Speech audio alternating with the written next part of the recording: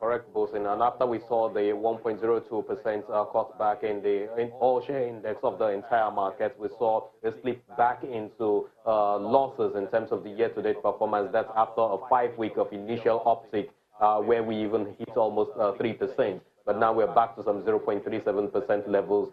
We don't know how that will pan out eventually after the close of the markets today. But Adedayo Bakare from Afrinvest joins us now. So thanks a great deal for coming through. Let's look at the numbers together. We've seen a couple of earnings coming in from the banking sector and a couple from other sectors of the market. The two key sectors to watch so far has been the banking names and, of course, the consumer goods segment of the market. But so far, we've been seeing a lot of dip in the market. What could be responsible, in spite of the earnings being declared by these companies as well? Is there any silver lining in sight? Okay. First, I should mention that in the banking segment, we've only seen about 3 companies publish the reports. So the tier 1 names we saw were GT Bank, Zenith Bank, which are very, very good performances. Also, Stanbic published its annual report last week, and it was also a very, very outstanding performance. But we still have a number of banks who are yet to publish their results.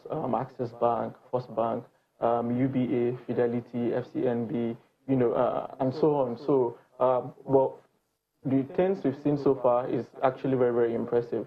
We just feel, the lack of an uptick in, say, the share prices of these instruments has really been around the generally, downbeat mood of the market. So you have negative sentiments maybe arising from the general polity. Risks are yet to we're yet to fully see, the removal of risk due to the elections. And also, if you look at the consumer goods segment, we've seen Nestle, for instance, released a very, very good performance.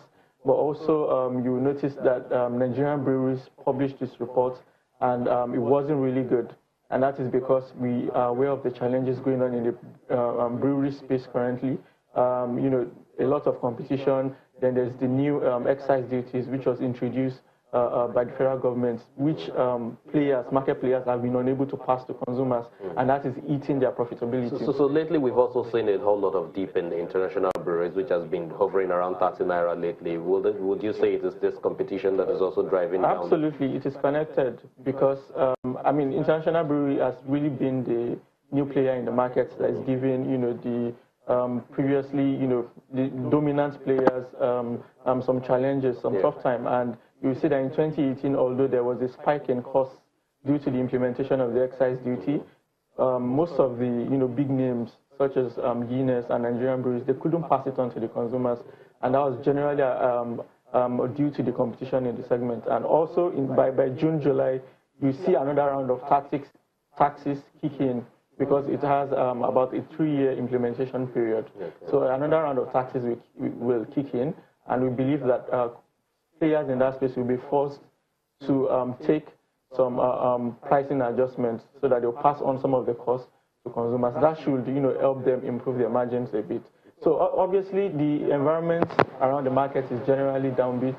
So even though we've seen a bit of, strong earnings performance, we've not seen it filter into significant gains in the market. Okay, so before we see presidential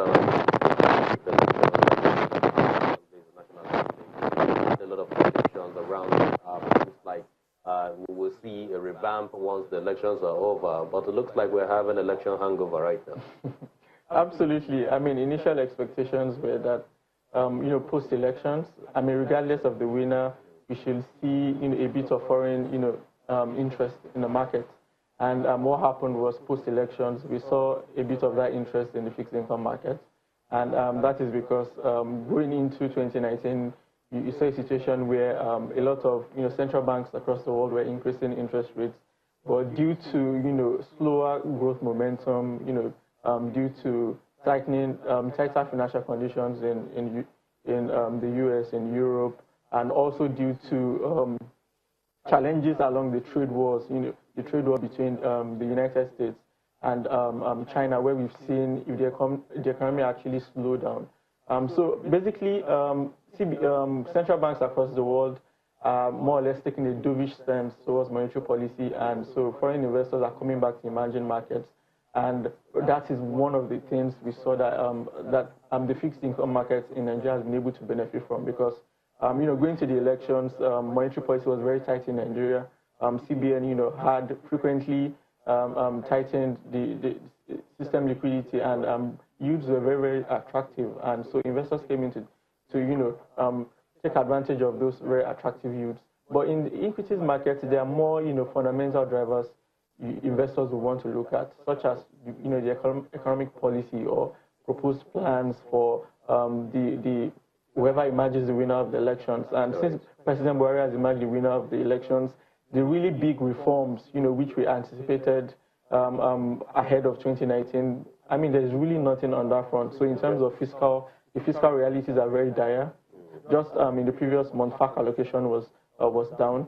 The CBN published, the Budget Ministry published Q3 budget implementation report, and you saw that revenues continue to underperform. Debt service cost to revenues continues to increase.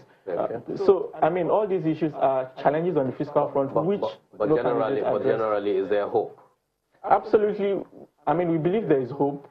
Obviously, from what we saw in 2018, we've seen that generally consumer sentiment is improving. Spending is picking up.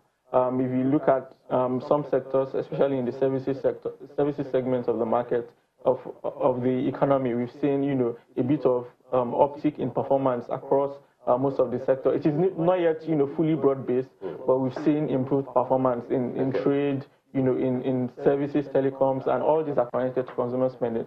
So we believe, as consumers gain more clarity along about the direction of the economy, and as we see more earnings releases, we should, see a bit of an uptick in the market. Okay, let's stay positive. Thank you very much, Adedayo Bakare from Afrinvest. Back to you.